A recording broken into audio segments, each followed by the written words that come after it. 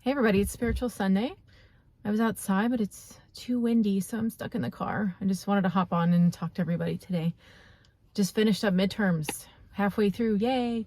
One reason I speak about education on here a lot is the spiritual journey and any spiritual path can be misleading, and you can go down roads and paths that you really should not be going down.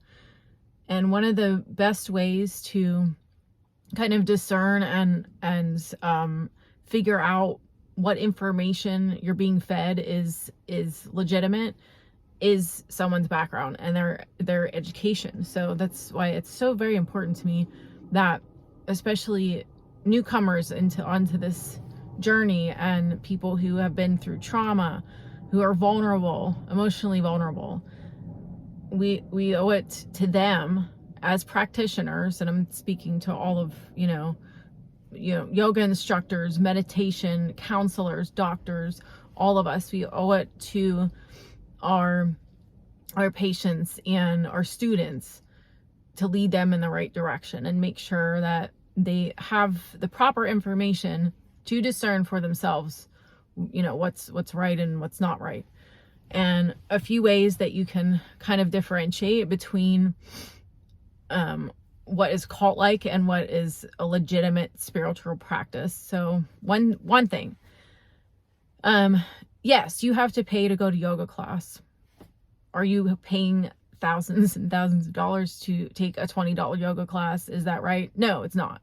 Typically, you can do donation. It's like $5, $20. That's average. Now, if you're getting into hundreds of thousands, if you're going on a retreat, on average, if you're going on a spiritual or yoga retreat, it should cost roughly between $500 to $1,200, around there, and they will feed you and things like that. That's about average. And then when you go to temple, you can donate for the meditation services. You can they'll take donations of flowers.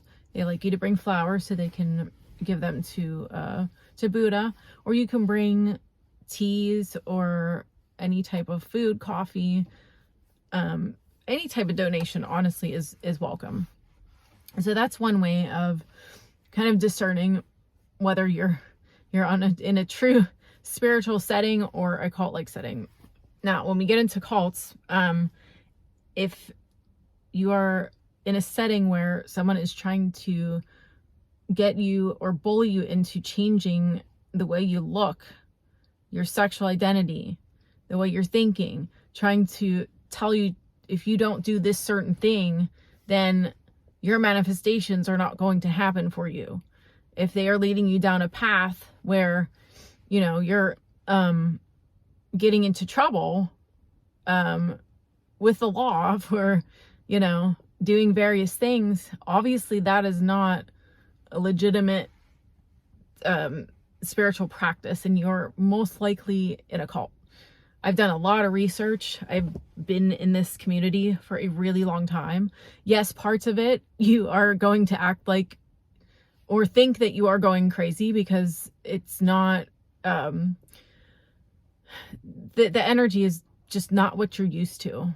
You will feel different, and eventually, again, you have to discern hopefully you have a foundation there to discern what is correct and what is not correct, and set those boundaries and make sure you're pulling it back. You're like, okay, let me just do a little check here, and is this happening organically? Like this morning. Okay, here's an organic spiritual experience for you.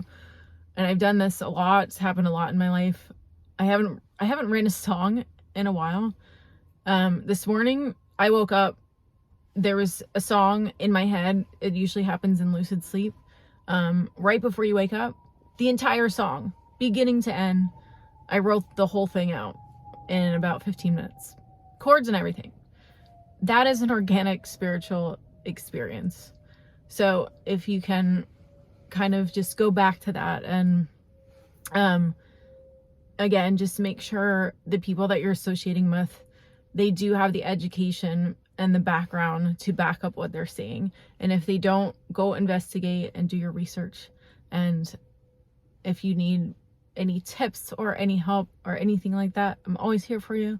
So everyone, enjoy your Sunday, and I will see you next week. All right, bye.